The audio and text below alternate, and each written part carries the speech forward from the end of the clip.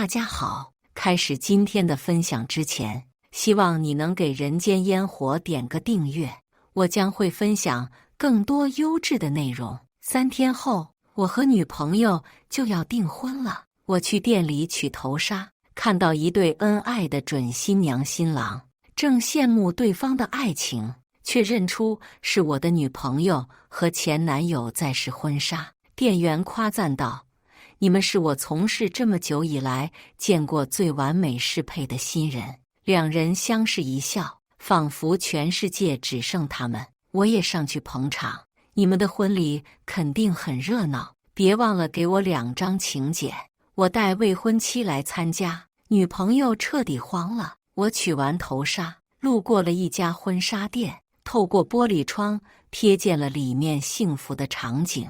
准新娘穿着婚纱站在镜子旁，准新郎站在旁边，紧握着她的手，两人的眼神都舍不得从对方身上挪开一下，如胶似漆。3天后，我也将和我女朋友艾雪嫣订婚了。我在心里暗暗较劲，我的女朋友更好看，我们一定会比他们俩的表现更恩爱啊！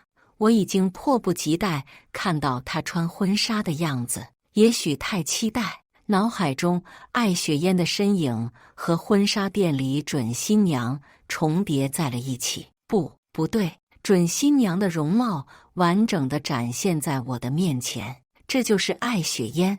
她身边的男人也让我心头一紧，那是凌学斌，她的前男友。我忍不住推开门，听到店员们在感慨：“你们简直是我从事这么久以来见过最完美适配的新人。”准新郎也太宠新娘了，这么贵的婚纱说买就买。我也说这婚纱太贵了，就穿一次太浪费了。艾雪嫣嗔怪般轻捶了一下凌学斌，眼神里却满是幸福。凌学斌抓住她的手，目光温柔而坚定：“毕竟一生只有一次，我不希望你留下遗憾。这婚纱还可以留给我们的女儿，让她知道她的父母当年有多恩爱。我才不给你生女儿呢，我非要生儿子，你生的我都喜欢。”哇！两人的霸道总裁娇妻式的打情骂俏，让店员们发出艳羡的声音。我愣怔在原地，看着我的女朋友和其他男人规划着自己的未来，甚至已经想好了下一代。艾雪嫣之前明明和我说自己不想生孩子，还要我订婚前一定要去结扎，以证明自己爱她的心。我其实知道艾雪嫣爱我没那么多，但这年头喜欢上一个人不容易，我觉得不该计较谁爱谁多一点。可现在答案血淋淋地摆在我面前，我努力挤出一个微笑，上前捧场：“你们的婚礼肯定很热闹，别忘了给我请柬。”艾雪嫣这才注意到了我，笑容瞬间凝固在脸上。凌学斌下意识把她护住，厉声问我：“请问你是？”我把问题抛给艾雪嫣：“你问问他，我是谁？”所有人都等着他的回答。艾雪嫣自始至终不敢看我，最后低声说道：“同事，连朋友都不是。”一股寒意从心底升起，我想上去质问他为什么，可他说出回答的那一刻，原因就不重要了。我即将订婚的女朋友为了其他男人假装和我完全不熟，我压抑着心中的痛楚，笑着说：“2张请柬吧，到时候我带未婚妻来参加。”转身离开了。艾雪嫣没有追出来，我转头望去，凌学斌俯身在艾雪嫣耳边说了什么，艾雪嫣立刻笑了出来。没了我的扫兴，他们又快活起来了。凌学斌轻轻将手搭在艾雪嫣的腰间，艾雪嫣似乎不觉得有问题，伸手还帮他整理了一下衣领。两人的动作亲昵自然，仿佛就是习以为常的互动。我这个外人在窗外观看着一幕与我无关的戏码。过了几个小时，我收到了一条扣款短信，23万，收款方就是我撞见艾雪嫣的婚纱店。所以他们秀恩爱的婚纱最后是让我买单。我立刻拨通了艾雪嫣的电话，手指因为愤怒而微微颤抖。电话那头传来的只有冰冷的提示音，他没有接，一连打了几个都是忙音。在拨出第7个电话时，我竟然被自己气笑了。怎么又忘了？这种情况下，自己肯定已经被拉黑了。这样事情并不是第一次发生了，好几次他无缘无故消失，我无论如何怎么拨打电话都没人接，最后慌得团团转，借了其他人的手机，没想到一打就通了。后来我问他为什么不接我电话，不知道我会担心吗？艾雪嫣不以为意，就是不想你查岗啊，拉黑你就没人烦了，才能玩得开心。此刻我终于明白，自己在他心中的位置根本微不足道，所以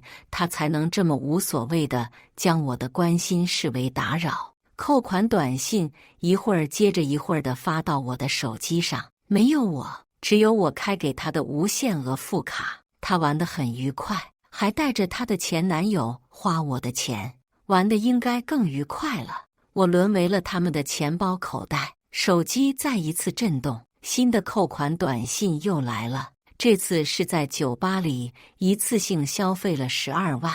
我抓起车钥匙，驱车找到了那家酒吧。灯光昏暗，人群喧闹。我找到他们俩时，艾雪嫣正醉醺醺地依偎在凌学斌身旁，拿着酒杯喂凌学斌。我手不自觉握紧成拳，压抑的愤怒重新在胸膛蔓延。艾雪嫣瞥见了我，脸上瞬间浮现出厌烦的神色，扫兴的来了。她的声音因为醉意而显得有些含糊，但我清楚地听到了每个字。我站在那里，身体因愤怒和耻辱变得僵硬，呼吸都变得沉重。凌学斌则露出一副得意的神情，借着明暗的光线挑衅地看着我。我问他：艾雪嫣，你没有什么想说的吗？他漫不经心地喝了口酒，说：就是朋友约出来喝酒啊，你没朋友吗？难道看不出来吗？他身边围了一群我不认识的酒友，讥笑着附和：对呀，干嘛那么凶？来一起喝呀！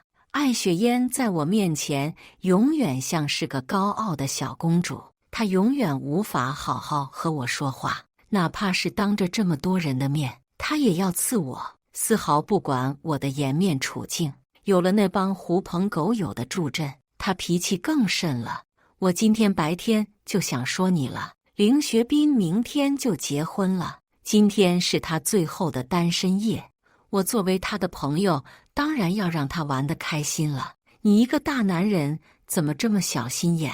白天出来捣乱就算了，晚上还直接过来抓人，还让不让人玩了？最后一呼百应，其他人也纷纷开始讨伐我。对呀，今天是学斌最后的单身夜，你这样搞得大家都不开心，真是小心眼。就这么一天，也不让女朋友玩得尽兴点，控制狂啊！他们的指责声音夹杂着音乐，将我淹没。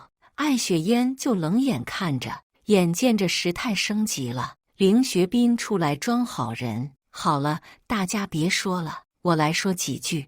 他肯定也只是担心而已。周围瞬间安静了下来，他假装熟稔地拍了拍我的肩膀，我厌恶地避开，他也丝毫没有生气。妹夫啊，你放心，艾雪嫣在我这里，我绝对会照顾好她的。现在你就先安心回去吧。话音刚落，一时间所有的目光都汇聚到我身上，仿佛都在驱赶着我。我无助地看向艾雪嫣，但她的眼神也是一模一样。我的心就这么一点一点变成了齑粉，最后放弃挣扎，我什么都没说，转身离开。身后传来他们庆祝的欢呼声。哇哦！大家继续喝，不醉不归。艾雪嫣果然一晚上没回来。临到中午，她迈着虚浮的步伐打来了门，很明显是宿醉未醒。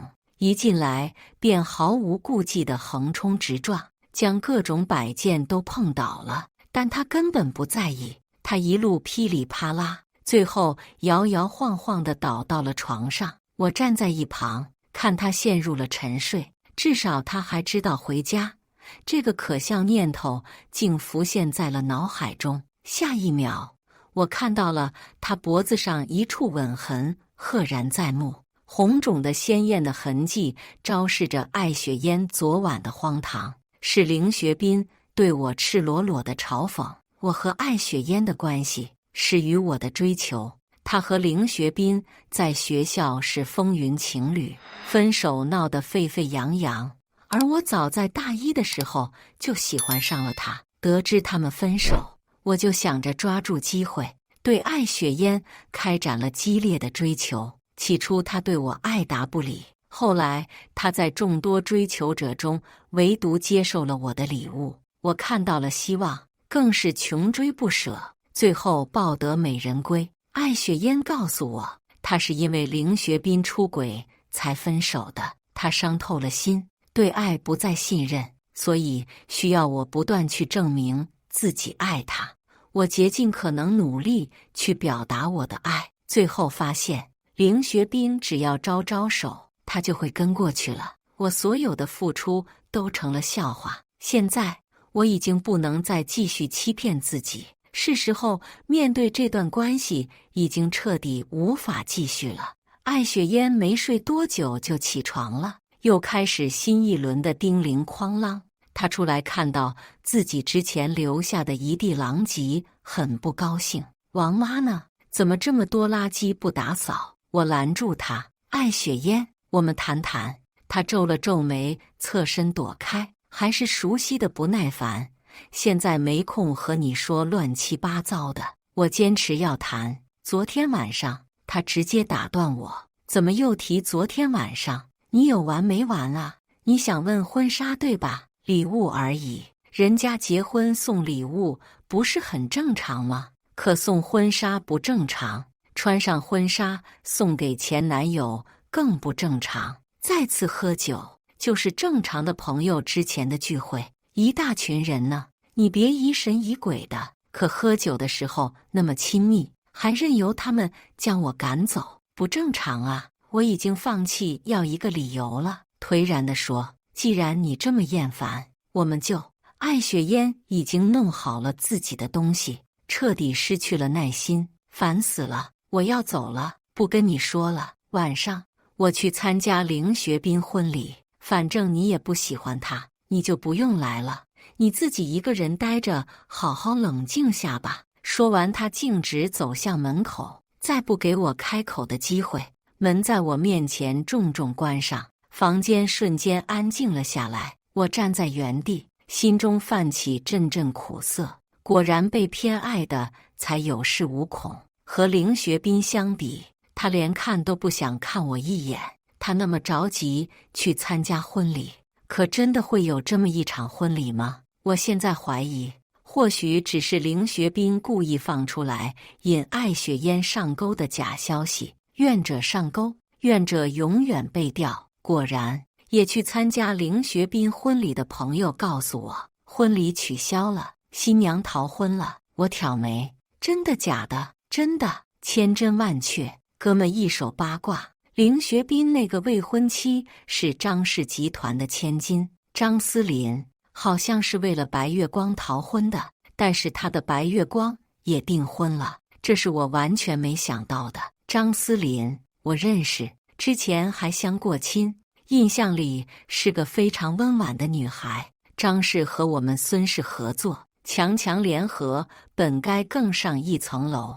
但奈何我当时心里有艾雪嫣，就拒绝了。没想到这么文静的女孩也能做出逃婚的事，就是不知道她为爱疯狂的白月光是谁了。果然沾上爱这种东西，人都会变得不像自己。晚上艾雪嫣没回来，我已经丝毫不惊讶了，甚至帮她找好了理由。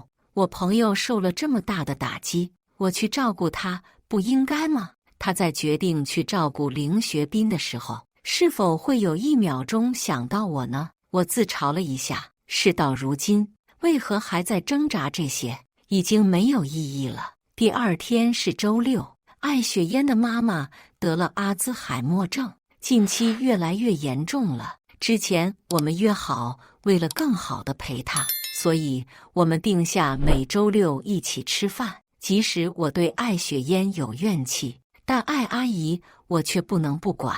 她没生病前一向对我很关照，我整理了下心情，还是去了养老院。没想到艾雪嫣已经来了，她抬头看了我一眼，不悲不喜，丝毫不打算解释昨天的事情，甚至不希望我出现在这里。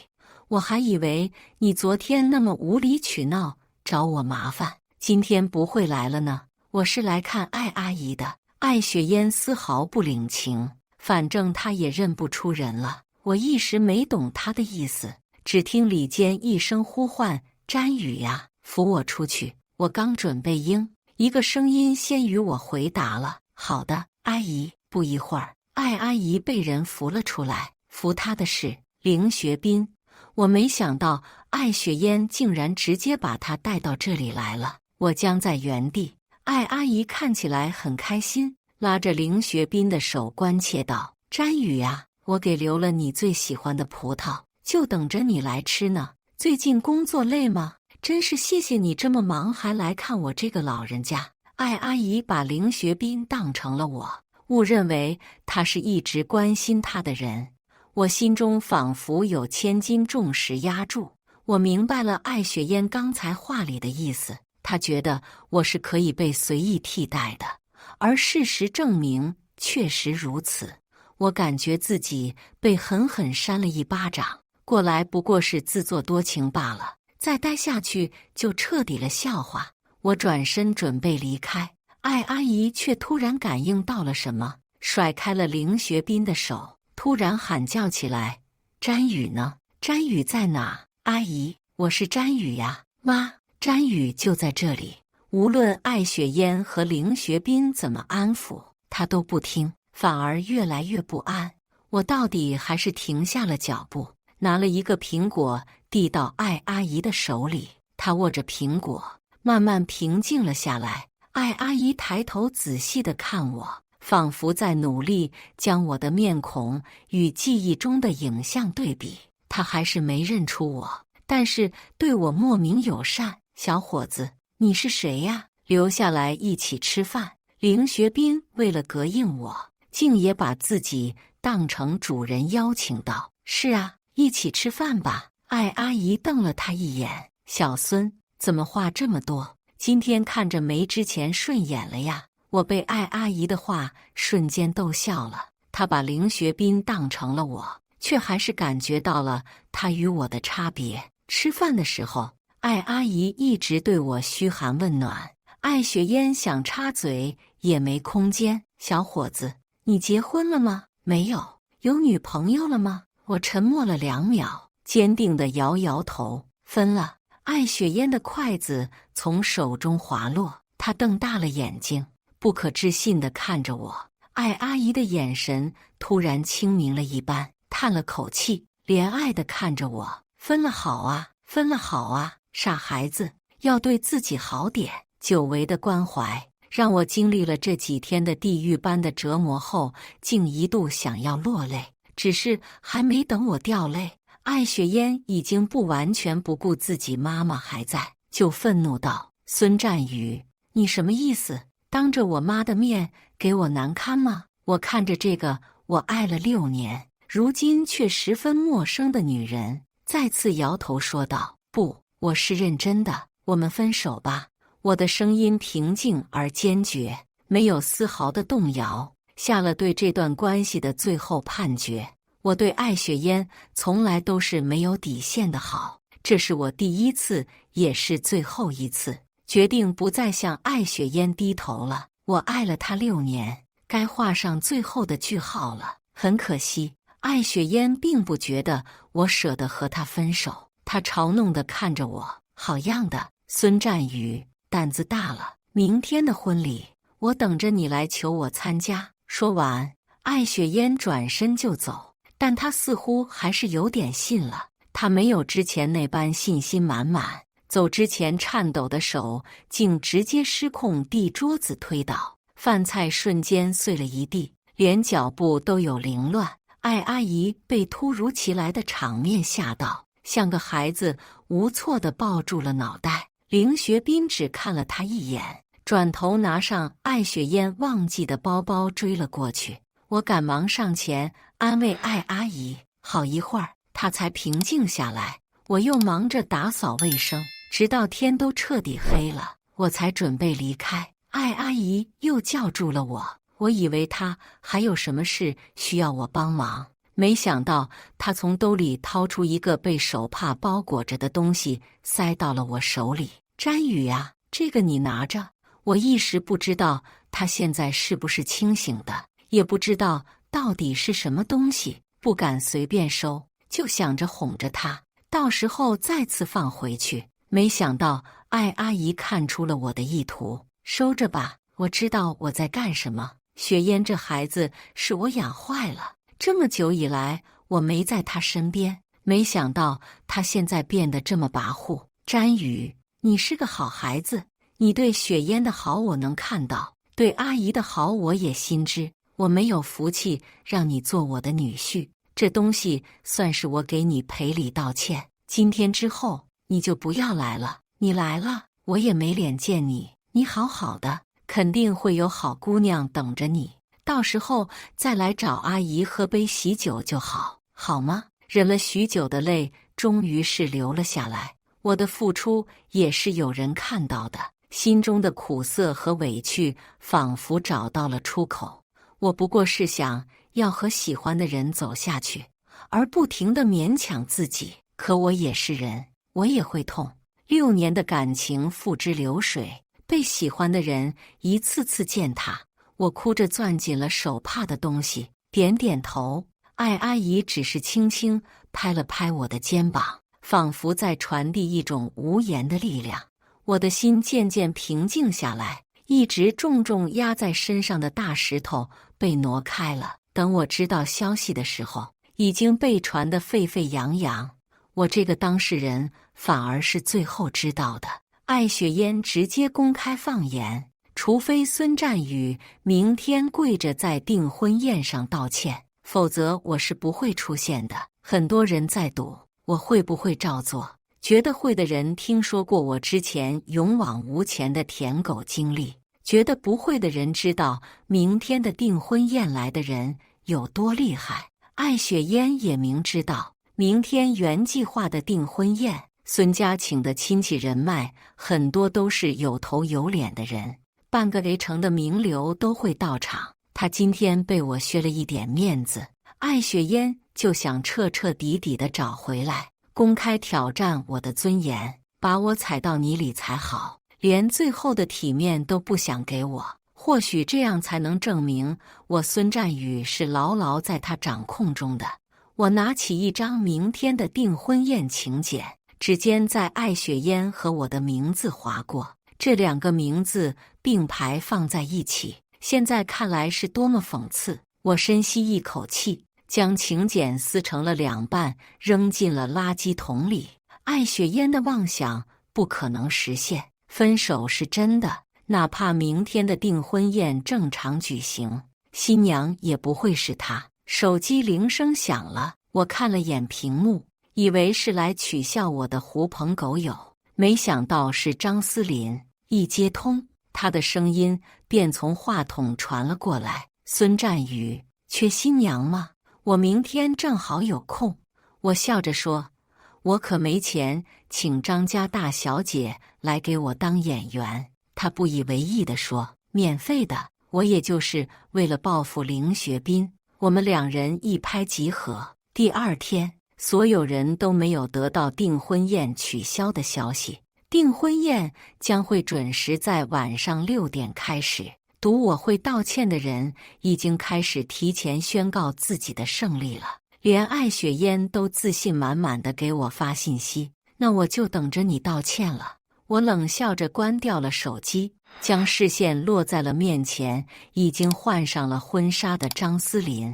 她美得不可方物，一身高定婚纱，著名设计师量身打造，纯手工制作，裙摆转动间仿佛繁星闪耀。精致的妆容下，张思琳原本优越的五官更显完美。我一时看呆了，直到她笑着用手晃了晃我的眼睛，我才反应过来，这婚纱是你之前的。她反应很大，怎么可能？那么晦气的东西，我怎么可能留着？艾雪嫣还说送了一套婚纱给你，没收到。收到了，我也不可能看得上，只会被我扔掉。我了然地点点头。正常的女孩子根本不想收自己未婚夫前女友穿过的婚纱，而张思琳在钱罐子里长大的女孩更看不上那种廉价的挑衅。那这套是？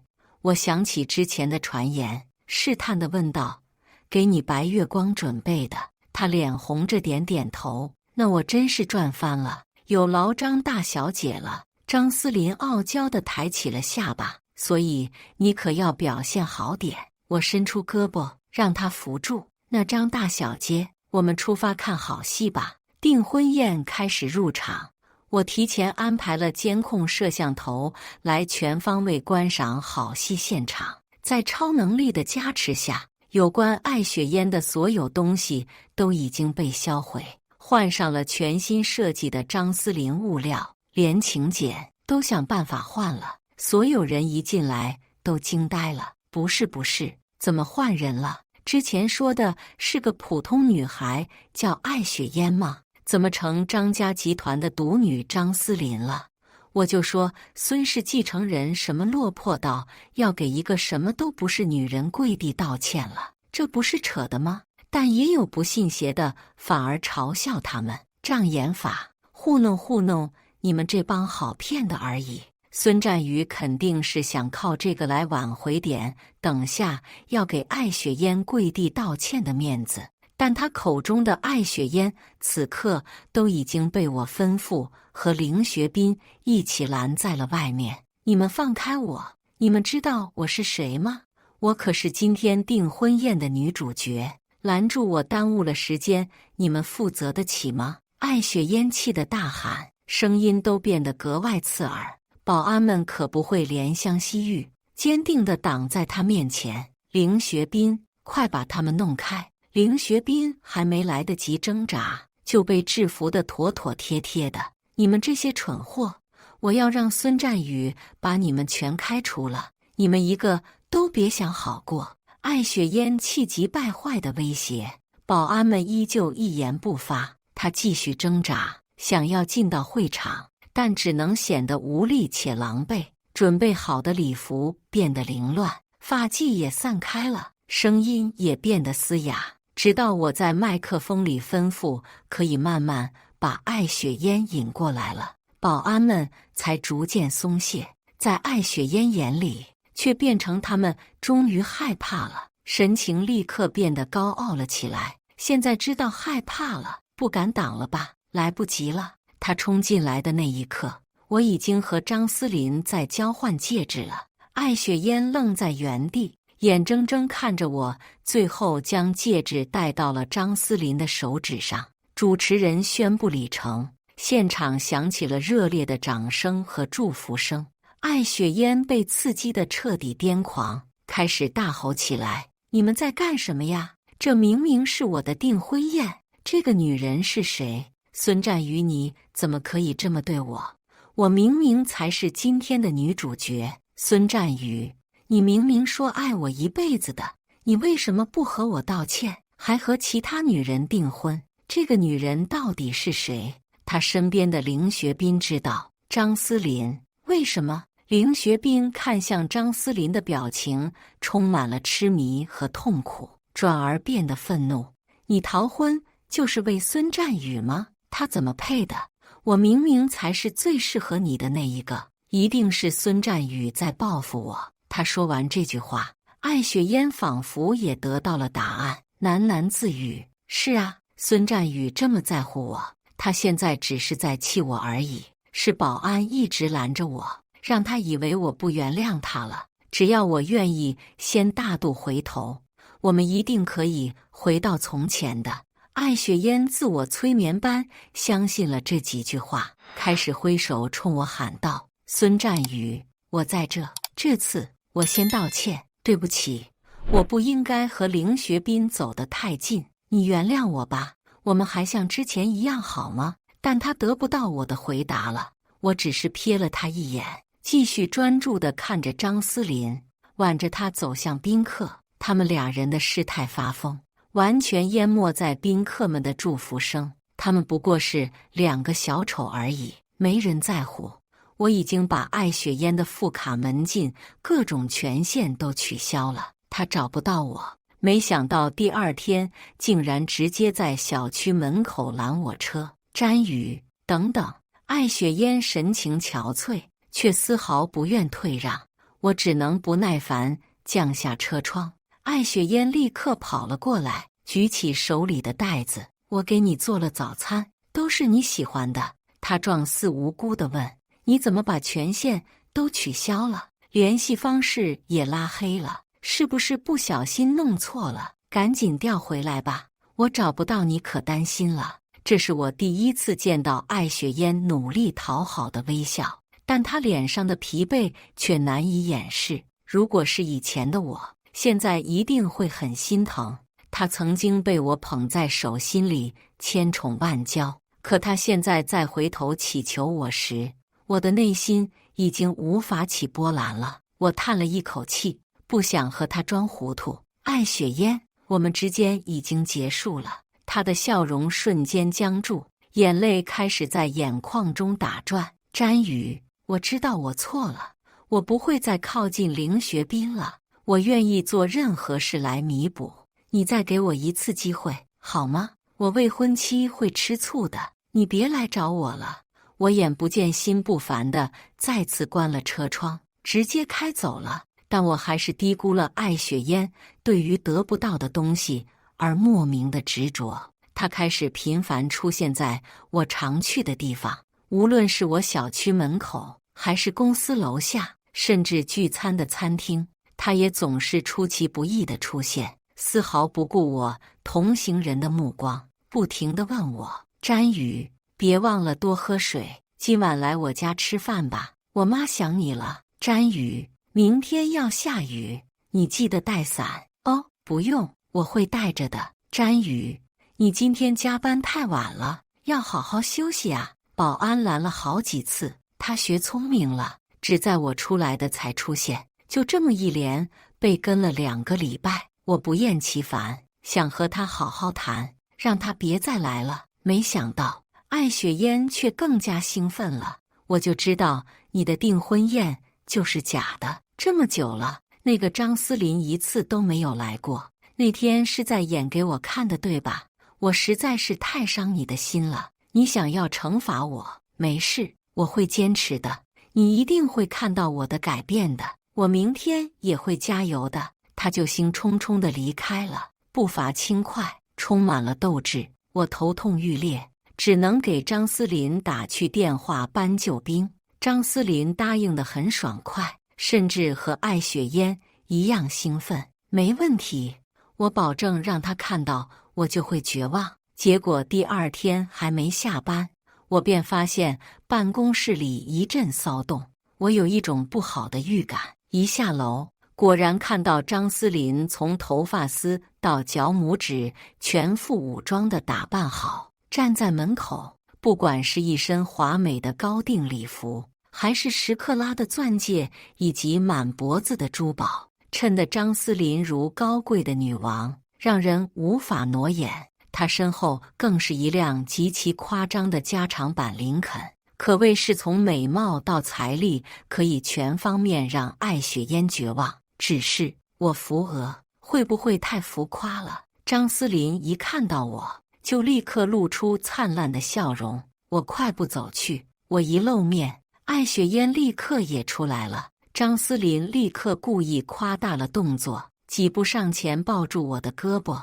我出国2个星期没见到你，实在是太想你了，我也很想你。说着，我亲昵地点了点他的鼻尖。张思林害羞地捶了捶我的胸膛，脸上泛起红晕。